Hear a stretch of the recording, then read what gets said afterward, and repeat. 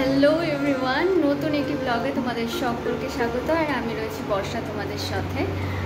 তো প্রথমে সকলকে জানাই মহাসপ্তমীর অনেক অনেক শুভেচ্ছা। আর সবার অনেক অনেক অনেক ভালো কাটুক আজকের দিনটা। তো সবাই অনেক মজা করো।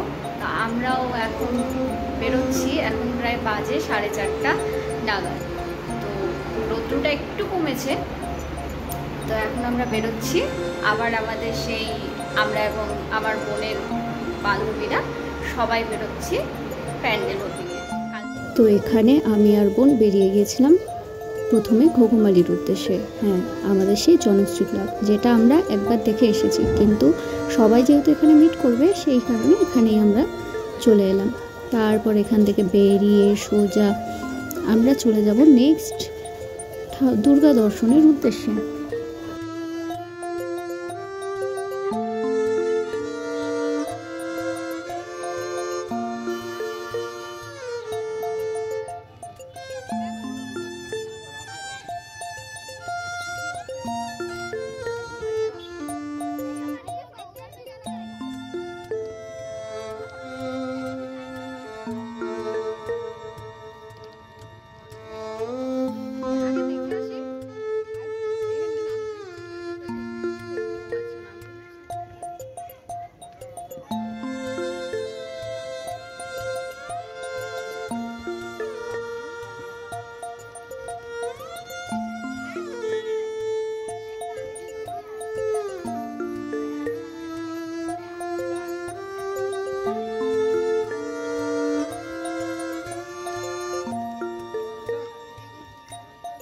তো মিষ্টি একটা থিম এটা ছিল।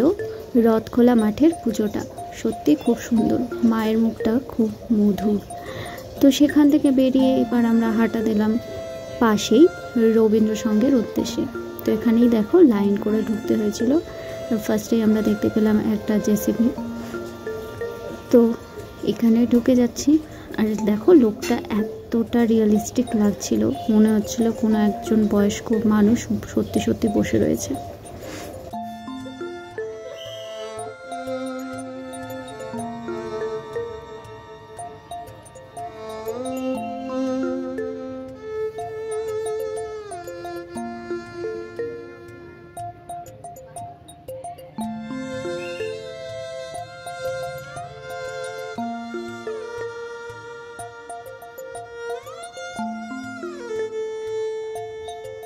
দেখতে পেলে এটার মেন থিম ছিল নীরব নায়ক। হ্যাঁ, তারপর আর কি আমার দুই বোন একটু ক্লান্ত হয়ে পড়েছিল, তো একটু রেস্ট নিয়ে আমরা চলে গেলাম সরাসরি পরের ক্লাবে, সেটা ছিল সঙ্গশ্রী ক্লাব। হ্যাঁ, তো সেখানে করেছিল দিগন্তের সুর।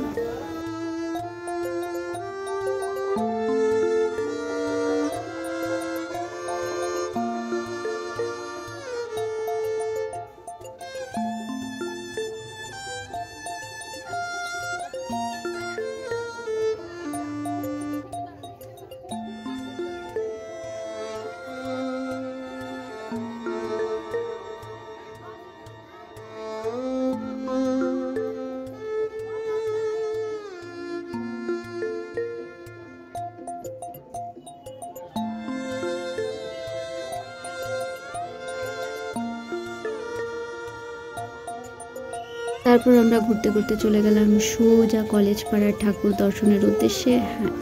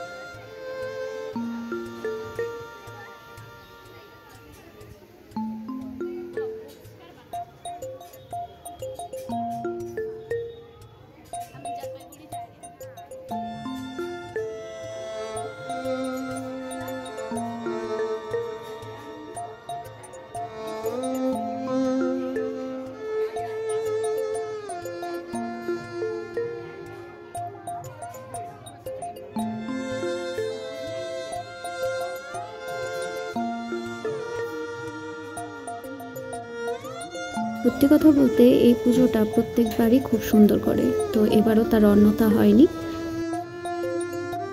তো সব দেখার পর আমাদের শেষ ডেস্টিনেশন হলো বাঘাযতীন পার্ক, আর এখানেই আমরা কিছুক্ষণ বসে তারপর বাড়ি ফিরে এলাম।